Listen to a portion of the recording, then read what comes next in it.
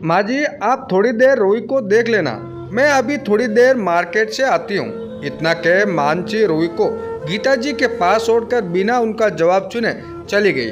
मानसी का अब ये रोज का हो चुका था। वह रूही को गीता जी के पास छोड़कर रोज किसी न किसी बहाने ज्यादातर घर से बाहर ही रहती थी। कभी सहेलियों के साथ, कभी शॉपिंग, कभी सिनेमा, किटी पार्टी, और उसी शहर में मायका है तो वहाँ चली जाती। रात को ही सीधा लौटती। फिर घर और बेटी को शायद उसने कभी अपना समझा ही नहीं। जिम्मेदारियों से भागना चाहती थी। वो चाहती थी गीता जी सारा काम भी कर ले और रूही को भी देखे, लेकिन इतना सब अकेले गीता जी नहीं कर पा रही थी। उनकी भी तो उम्र थी और इस उम्र में कुछ ना कुछ बीमारी लगी ही रहती थी। आज भी यही हुआ।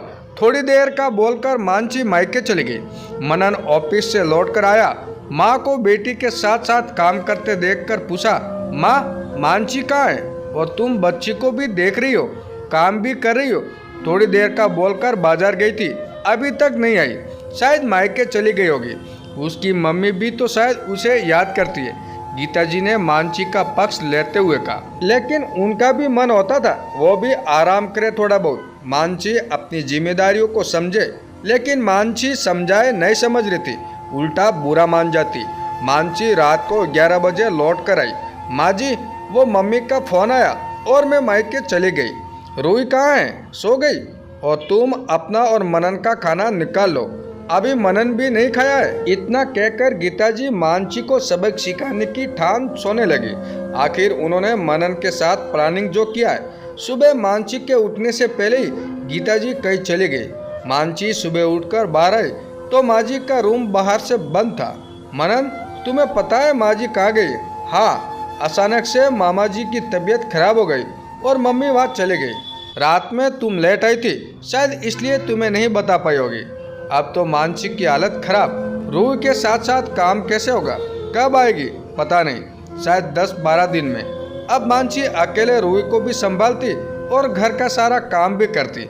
मनन उसकी मदद करता था जितना हो सकता था, लेकिन गीता जी तो पूरा संभालती थी।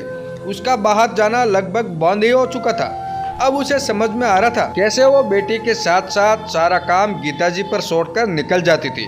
शायद जिम्मेदारियों से बचने के लिए मदद भी तो नहीं करती थे वो गीता जी की। वो शायद ये भी समझ गई कि माँ जी जानबूझकर गई है। मनन पूछो ना माँ से कब आएगी? क्यों फिर से आज़ादी चाहती हो? रहने दो, मैं खुद ही पूछ लूँगी। इतना कहकर उसने फ़ोन मिला दिया। हेलो माँ जी, प्रणाम, कैसी हैं? और मामी जी कैसी है? सब ठीक है बेटा, प्लीज़ माँ जी मुझे माफ़ कर दीजिए। मुझे पता है मामी जी को कुछ नहीं हुआ है। आप मुझे सबक सिखाने के लिए गई हैं। प्लीज़ माँ जी आप जल्दी से आ जाइए। आपकी बहू को अकेले मन नहीं लगता। और हाँ, आपकी बहू आप समझदार हो गई है, अब जिम्मेदारियों से नहीं भागेगी। आपकी बहू मनन भी छूट के ले रहा था। माँ आना मत, नहीं तो आपकी बहू सारा काम आप पर छोड़कर दिन रात गायब रहेगी। दोनों की नोकझोंक सुन गीता जी बहुत खुश थी। गीता जी की आंखों में खुशी के आंसू थे। बहुत समझदार हो गई थी बिना किसी कड़वाहट के। जिम्मेदारियों से कब तक भागोगे? आखिर में एक ना एक दिन उसे समझाना ही पड़ेगा। दोस्तों ये कहानी आपको कैसी लगी कमेंट करके जरूर बताएं, और हमारे चैनल पे नए हो तो हमारे चैनल को सब्सक्राइब जरूर कीजिएगा। धन्यवाद दोस्तों।